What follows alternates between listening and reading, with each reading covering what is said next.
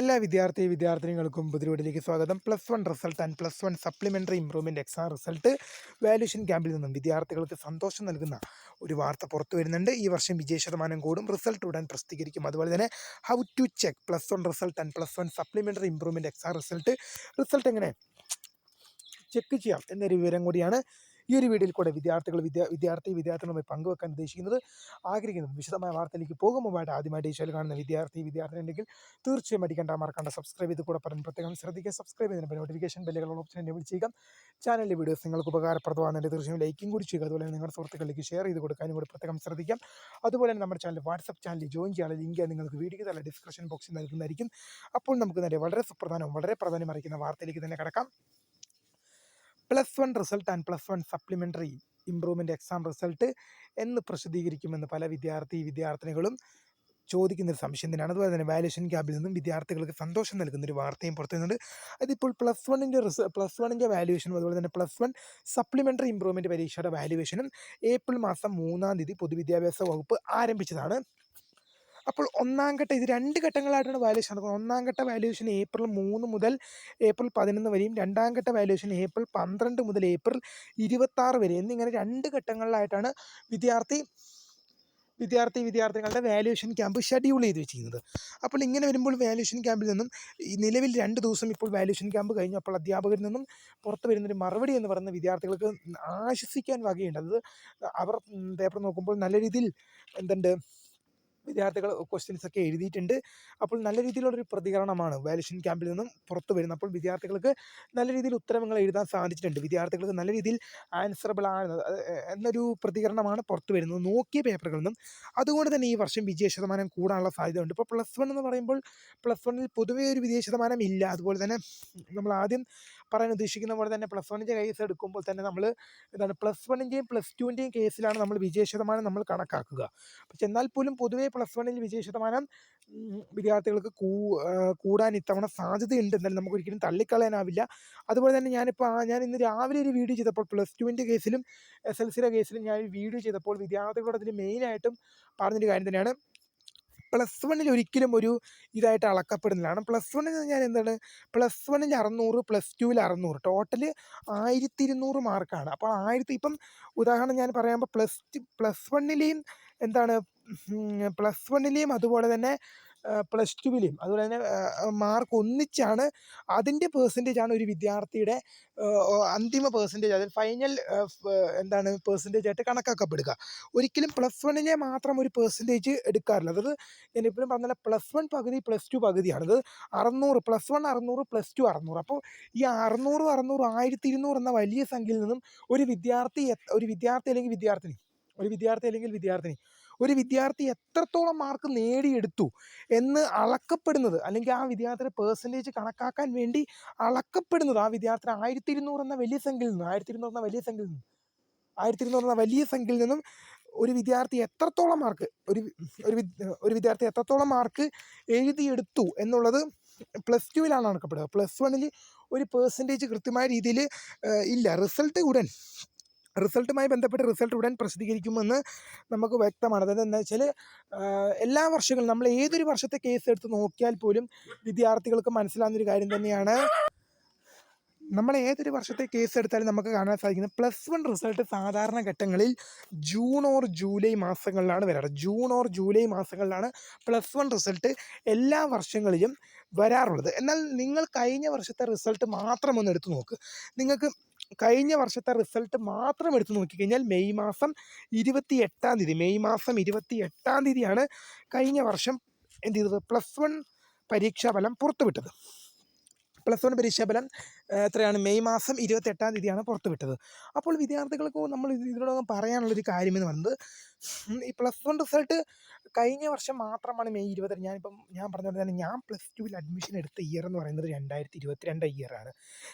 ഞാൻ +1 ജോയിൻ ചെയ്യുന്നത് 2022 എൻ്റെ റിസൾട്ട് വരുന്നത് 2023-ലാണ്.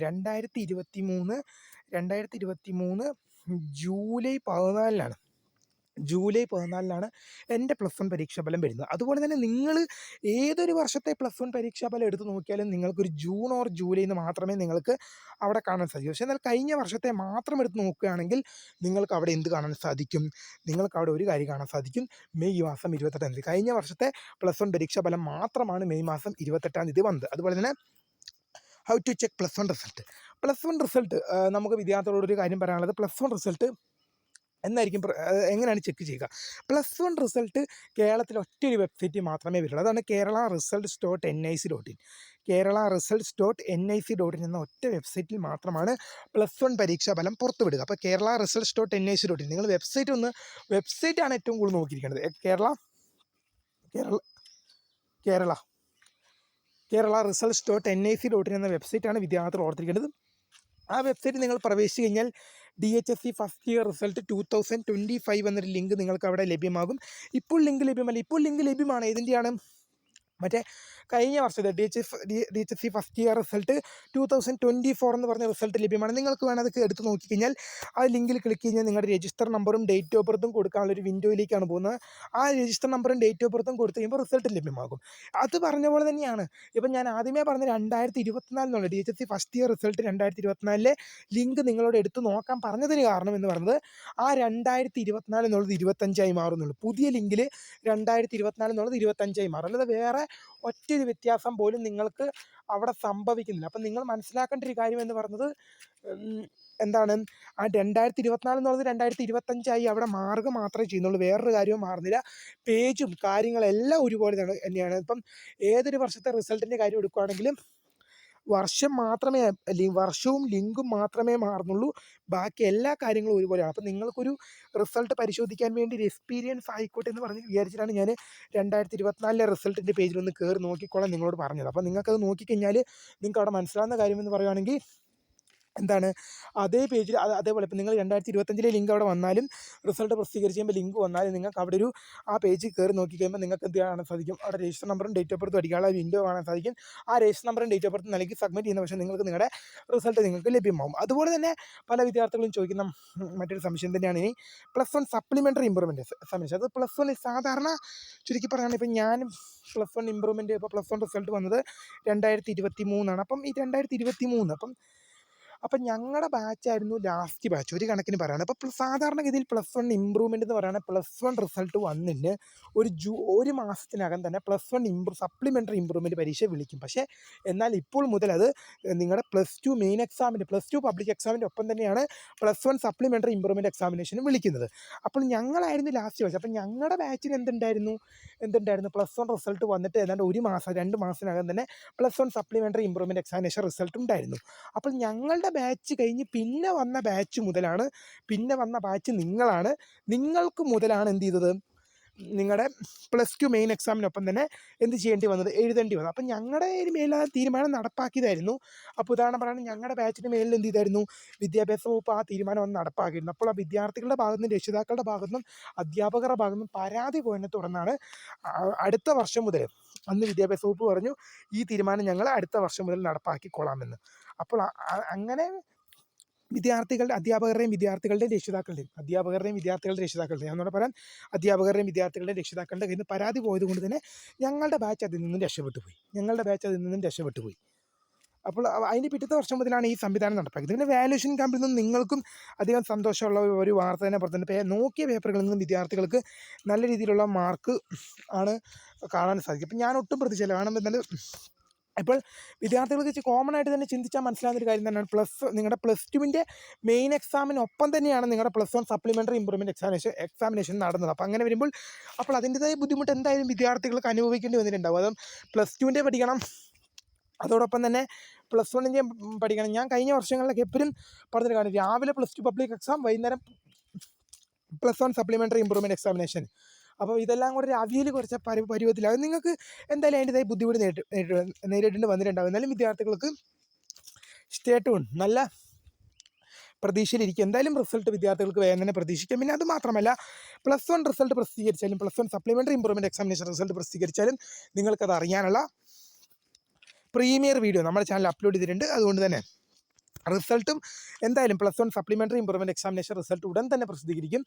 അതിനിപ്പോൾ പറയാൻ കാരണം വെച്ചാൽ plus one supplementary improvement examination എഴുതിയ വിദ്യാർത്ഥികൾ എന്ന് പറയുവാണെങ്കിൽ എന്താണ് ഇപ്പോൾ പ്ലസ് ടു എഴുതിയിരിക്കുന്ന വിദ്യാർത്ഥികളാണ്. അവർക്കെന്താണ് ഡിഗ്രി പോലുള്ള അഡ്മിഷനും കാര്യങ്ങളൊക്കെ പോകണം. അപ്പോൾ അവർക്കെന്താണ് ഈ സപ്ലിമെൻ്ററി ഇമ്പ്രൂവ്മെൻറ്റ് പരീക്ഷയുടെ റിസൾട്ട് വരേണ്ടതെന്ന് പറയുന്നത് അവർക്ക് അനിവാര്യമായ കാര്യമാണ്. ആ റിസൾട്ടും കൂടി വന്നാൽ മാത്രമാണ് അവർക്ക് ഫർദർ സ്റ്റഡീസിന് പോകാൻ പറ്റും. അപ്പോൾ അങ്ങനെ തന്നെ അതുകൊണ്ട് തന്നെ എന്താണ് പ്ലസ് വൺ സപ്ലിമെൻ്ററി ഇമ്പ്രൂവ്മെൻറ്റ് എക്സാമിനേഷൻ്റെ റിസൾട്ട് ഒരു കാരണവശാലും വൈകിക്കാൻ ഒരു സാധ്യതയുമില്ല. റിസൾട്ട് പെട്ടെന്ന് തന്നെ പുറത്തു വരുന്നതായിരിക്കും. ഒരു മെയ് മാസം തന്നെ എന്തായാലും പുറത്തു വരുന്നതായിരിക്കും. അതുപോലെ റിസൾട്ട് എങ്ങനെ ചെക്ക് ചെയ്യാം? പ്ലസ് വൺ സപ്ലിമെൻ്ററി ഇമ്പ്രൂവ്മെൻറ്റ് എക്സാമിനേഷനും കേരളത്തിൽ ഒറ്റ വെബ്സൈറ്റിൽ മാത്രമേ വരികയുള്ളൂ. അതാണ് Kerala results .nic.in. Kerala results .nic.in എന്നുള്ള വെബ്സൈറ്റിൽ കയറി കഴിഞ്ഞാൽ നിങ്ങൾക്ക് അവിടെ DHSC first year supplementary improvement examination result 2024 എന്ന ലിങ്ക് നിങ്ങൾക്ക് അവിടെ ലഭ്യമാണ്. ഇപ്പോൾ അവിടെ 2025 എന്ന ലിങ്ക് നിങ്ങൾക്ക് അവിടെ ലഭ്യമാണ്. ഇപ്പോൾ ആ ലിങ്ക് അവിടെ ഇല്ല. റിസൾട്ട് പ്രസിദ്ധീകരിച്ച ശേഷം മാത്രമേ വരുള്ളൂ. അത് റിസൾട്ട് പ്രസിദ്ധീകരിച്ച ശേഷം നിങ്ങളിലേക്ക് അത് കൃത്യമായ രീതിയിൽ നമ്മൾ ഇൻഫോം ചെയ്യുന്നതായിരിക്കും. അതുപോലെ തന്നെ എന്താണ് ഇപ്പോൾ നിങ്ങൾക്ക് 2024 ലിങ്ക് അവിടെ ലഭ്യമാണ്. നിങ്ങൾക്ക് വേണമെങ്കിൽ കയറി നോക്കാം. നിങ്ങളുടെ രജിസ്ട്രേഷൻ നമ്പറും ഡേറ്റ് ഓഫ് ബർത്ത് നൽകി തന്നെയാണ് നിങ്ങൾ റിസൾട്ട് പരിശോധിക്കുന്നത്. ഇപ്പം DHSC first year supplementary improvement examination എന്താണ് മാർച്ച് 2025 വന്നു കഴിഞ്ഞാൽ ആ ലിങ്കിൽ ക്ലിക്ക് ചെയ്ത് കഴിഞ്ഞാൽ നിങ്ങളുടെ രജിസ്ട്രേഷൻ നമ്പറും ഡേറ്റ് ഓഫ് ബർത്ത് നൽകി സബ്മിറ്റ് ചെയ്യുന്ന ശേഷം നിങ്ങൾക്ക് നിങ്ങളുടെ റിസൾട്ട് ലഭ്യമാകുന്നതായിരിക്കും. അപ്പോൾ അതുപോലെ തന്നെയാണ് നിങ്ങൾ എങ്ങനെയാണോ നിങ്ങളുടെ എല്ലാ റിസൾട്ട് ഇപ്പം പ്ലസ് വണ്ണിൻ്റെ റിസൾട്ടിൻ്റെ കേസ് എടുത്താലും പ്ലസ് ടുവിൻ്റെ റിസൾട്ടിൻ്റെ കേസ് എടുത്താലും കേരള റിസൾട്ട്സ് .nic.in വെബ്സൈറ്റാണ് വരുന്നത്. പ്ലസ് വൺ റിസൾട്ട് എന്ന് വരുമെന്നുള്ളതിന് കൃത്യമായ വ്യക്തമില്ല. എന്നാലും ഒരു കാര്യം ഞാൻ പ്ലസ് വൺ സപ്ലിമെൻ്ററി ഇമ്പ്രൂവ്മെൻറ്റ് വിദ്യാർത്ഥികളുടെ കാര്യമല്ല, അത് plus one supplementary improvement result വിദ്യാർത്ഥികളുടെ കേസ് എന്ത് ചെയ്യും? പ്ലസ് വൺ സപ്ലിമെൻ്ററി ഇമ്പ്രൂവ്മെൻറ്റ് വിദ്യാർത്ഥികളുടെ റിസൾട്ട് മെയ് മാസത്തിൽ തന്നെ എന്തായാലും പുറത്തു വരും. കാരണം അവർക്ക് ഫർദർ സ്റ്റഡീസിന് പോകേണ്ടതാണ്. അത് അവർ പ്ലസ് ടു വിദ്യാർത്ഥികളാണ് പരീക്ഷിക്കുന്നത്. എന്നാൽ പ്ലസ് വണ്ണിൻ്റെ റിസൾട്ട് കഴിഞ്ഞ വർഷം മെയ് മാസം 28-ാം തീയതിയാണ് വന്നത്. ഈ വർഷവും വിദ്യാർത്ഥികൾക്ക് ഒരു മെയ് ഓർ ജൂണോട് കൂടി തന്നെ പ്രതീക്ഷിക്കാം. എന്തായാലും നിങ്ങൾ ഒരു കാര്യം ഉറപ്പിച്ചോളൂ, SLC പരീക്ഷാഫലവും അതുപോലെ തന്നെ പ്ലസ് ടു പരീക്ഷാഫലവും പ്ലസ് ടു പരീക്ഷാഫലവും ഒന്നും കൂടെ ഞാൻ പറയാം. SLC പരീക്ഷാഫലവും പ്ലസ് ടു പരീക്ഷാഫലവും പുറത്തു വന്നതിന് ശേഷം മാത്രമേ പ്ലസ് വൺ പരീക്ഷാഫലം പുറത്തു വരികയുള്ളൂ. എന്തായാലും SLC പരീക്ഷാഫലവും പ്ലസ് ടു പരീക്ഷാഫലവും പുറത്തു വന്നതിന് ശേഷം മാത്രമേ എന്ത് ചെയ്യുള്ളൂ? പ്ലസ് വൺ പരീക്ഷാഫലം പുറത്തു വരുള്ളൂ. SLC പരീക്ഷാഫലവും പ്ലസ് ടു പരീക്ഷാഫലവും പുറത്തു വന്നതിന് ശേഷം മാത്രമേ പ്ലസ് വൺ പരീക്ഷാഫലം പുറത്തു വരുള്ളൂ. എന്തായാലും നിങ്ങൾക്ക് ഈ വീഡിയോ ഉപകാരപ്പെട്ടെന്ന് വിശ്വസിക്കുന്നെങ്കിൽ ലൈക്ക് ചെയ്യുക, ഷെയർ, സബ്സ്ക്രൈബ് ചെയ്യുക. അപ്പോൾ my name is Kareeda, founder of career for the career guidance. Thanks for watching. By.